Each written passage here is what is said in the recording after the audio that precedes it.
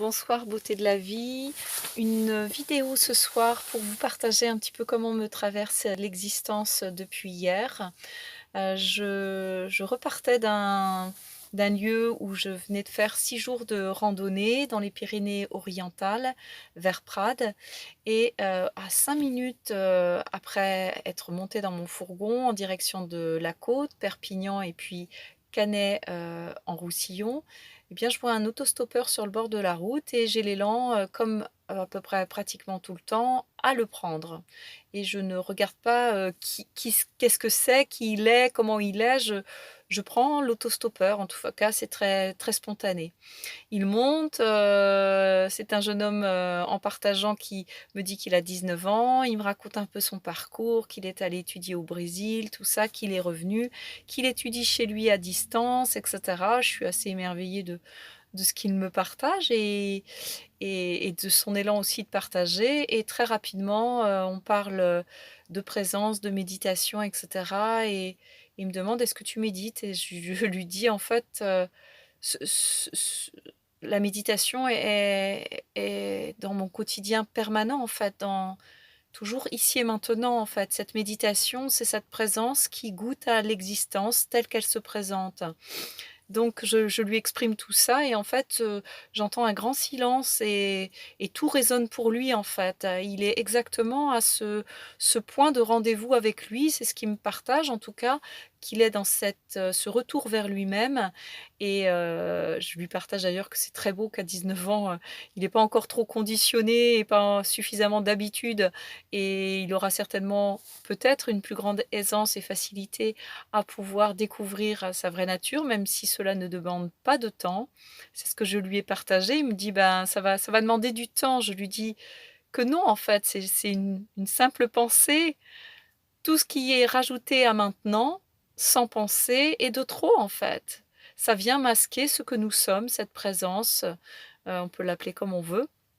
En tout cas, c'est ce que je lui partageais et quand, je l'ai quitté ou qu'il est parti, l'ayant déposé à Perpignan, ben, il me dit: «Ben, je crois qu'il n'y a pas enfin, je sais qu'il n'y a pas de hasard et je sais pourquoi je vous ai rencontrés» et moi, je sentais bien, ce qu'il venait contacter en ma présence.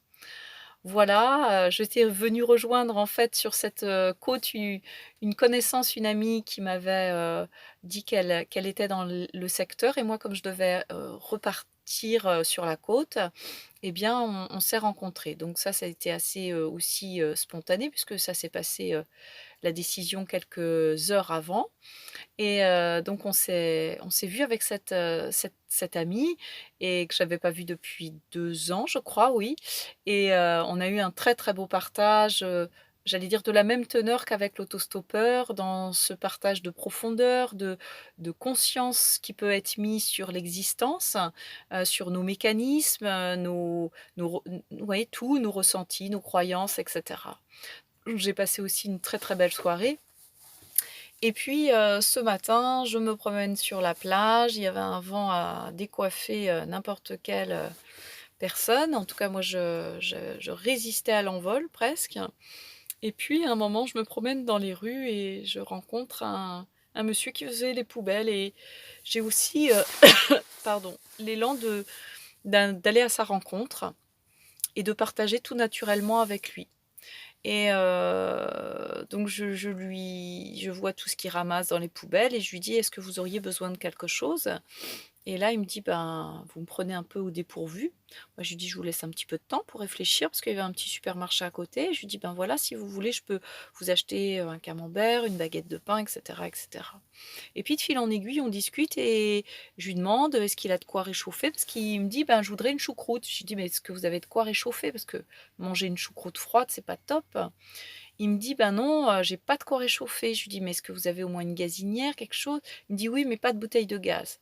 Alors je réfléchis, tout ça et puis en fait on continue notre conversation et puis, à un moment, je lui pose la question: «Mais vous avez un logement, tout ça?» Il me dit: «Oui, oui, j'habite, là, dans un quartier juste à côté» et il me dit: «Si venez avec moi, je vais vous montrer». Donc je le suis, j'ai l'élan de le suivre, je le suis et je oui, avant de partir, je lui dis: «Mais, est-ce que» et parce qu'il me dit: «Je veux vous montrer où j'habite» Et je lui dis: «Est-ce que j'aurai une bonne ou une mauvaise surprise?» Il m'a dit: «Une mauvaise surprise». Et effectivement, quand je suis arrivée, c'était un vrai capharnaüm, un taudis, dès l'extérieur, il y avait un amoncellement de déchets, en tout genre. Et quand il a ouvert la porte de sa maison, ce que je «redoutais» entre guillemets, sans redouter, ce que j'imaginais était bien présent. Un amoncellement de déchets en tout genre et de choses, dans un espace qui ne ressemblait plus à un espace, avec des rats, des souris qui grouillaient un petit peu, enfin, en tout cas, j'en ai vu quelques-uns. Et il me dit: «Mais montez, montez, vous vous rendrez mieux compte». Bah, je lui dis: «Non, je vais pas monter», parce qu'il fallait presque q enfin, il fallait que je marche sur des déchets, alimentaires qui fermentaient, pour y aller. Et et en fait, je lui dis: «Non, là, je peux pas, c'est ma limite est atteinte». Et je suis repartie. Je vous raconte pas toute, la teneur du partage qu'on a eu avant, parce que j'avais vraiment à cœur de l'aider. Je lui dis: «Si vous voulez, moi je vous envoie», oui, avant de partir, je lui dis: «Je vous propose de vous envoyer quelqu'un pour vous aider», parce qu'il me dit: «Mais, vous pourriez m'aider à débarrasser tous ces déchets, en fait». Et je lui dis: «Non, moi je ne vais pas pouvoir le faire, ça c'est un travail colossal». Il y en avait mais vraiment partout, hein. Donc j'avais déjà entendu ce genre de situation chez des assistantes sociales et cetera, des amis qui font ce travail d'aller chez des gens, on va dire, un petit peu, pas pauvres, hein, je dirais pas ça, qui ne se respectent plus, en fait, où il y a plus de respect d'eux-mêmes, où ils vivent dans une crasse. Je voyais que cet homme, il se lavait plus, il avait enfin tout plein d'indices pour dire qu'il ne se respectait plus, qu'il se laissait complètement vivre. Voilà, en tout cas, je suis partie et je suis allée voir, j'ai eu l'élan d'aller voir un voisin s'il y avait de l'aide pour lui dans son quartier. Et en fait, je suis tombée sur un voisin qui lui vient en aide, qui lui apporte de la nourriture et cetera. Bref, on a eu un beau partage aussi avec ce voisin et il m'a dit qu'en fait, il avait peut-être eu comment on va dire? Il me dit: «C'est une malade mentale», enfin une maladie mentale certainement, parce qu'il y a 3 ans, il allait très bien. Il était, actif, président de la copropriété de tout les résidences, parce ils étaient dans un quartier où il y avait plein de c'était résidentiel avec piscine. Il avait une très bonne situation. Il m'a expliqué qu'il avait, 2 200 €, qui lui arrivent tous les mois, mais il ne peut plus toucher cet argent. Il est sous tutelle et cet argent, est, on va dire, géré, donc par une tutelle. Et lui, il a 80 € par, semaine pour, subvenir à ses besoins, on va dire, de base. Et tout le reste lui est payé. Son loyer est payé, et cetera et cetera. Donc je ne sais pas ce qui lui est arrivé, mais en tout cas, ça a été une belle rencontre aussi, et de me confronter à, ben, à mes propres limites et aussi à mon élan d'avoir envie de l'aider.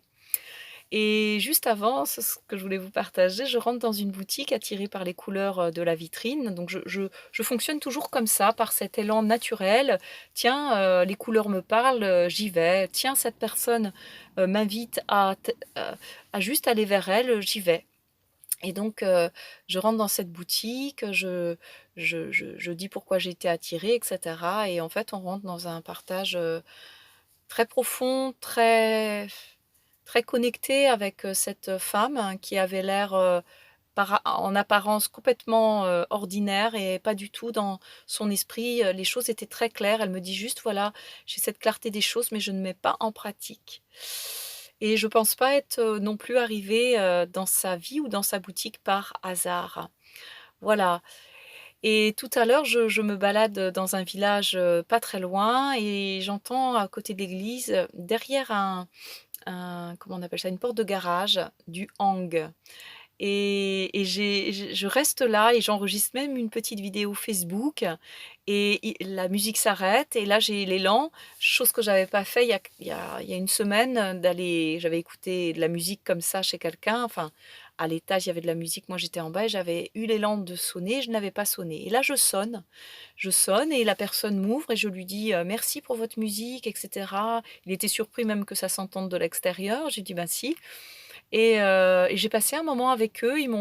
Je leur ai dit que je voulais les enregistrer, Ils ont mis les instruments dehors parce qu'il faisait suffisamment bon et ils m'ont dit: «Ben, on sera mieux dehors pour que vous enregistriez, cette vidéo», chose qu'on a fait et après il y a eu d'autres partages musicaux et à la fin, quand je dis que je voulais partir, il m'a dit: «Ben, écoutez, je vais vous faire un présent» et il m'a sorti un de ses CD parce qu'il est musicien. Il m'a sorti un de ses CD, il m'a dit: «Ben, vous avez une belle énergie et voilà, j'ai envie de vous offrir ceci». Donc voilà un petit peu comment maintenant et la vie, se déroule. En tout cas, les présents sont nombreux juste parce que je suis cet élan et que je n'ai pas, la crainte, de qu'est-ce qui va se passer? Et quand il n'y a plus de peur, plus de crainte, tout nous est offert avec, comment on va dire? Majesté en fait, de façon complètement, belle, pure et simple. Voilà, toujours cette simplicité. Eh bien, voilà pour, ce soir. Là où vous êtes, je vous souhaite le meilleur. Je vous invite à suivre l'élan de votre cœur, cette spontanéité naturelle qui est avant toute pensée, c'est-à-dire de ne pas suivre ces pensées qui vous dit: «Non, n'y va pas, c'est pas la peine» et cetera et cetera. Voilà, qui nous sabotent en permanence cet élan de vie naturel. En tout cas, pour moi, ça me traverse de plus en plus fluidement et je suis cet élan. Alors belle rencontre avec vous-même et avec vos élans et puis sachez que vous êtes la beauté de la vie même. À très bientôt. Au revoir.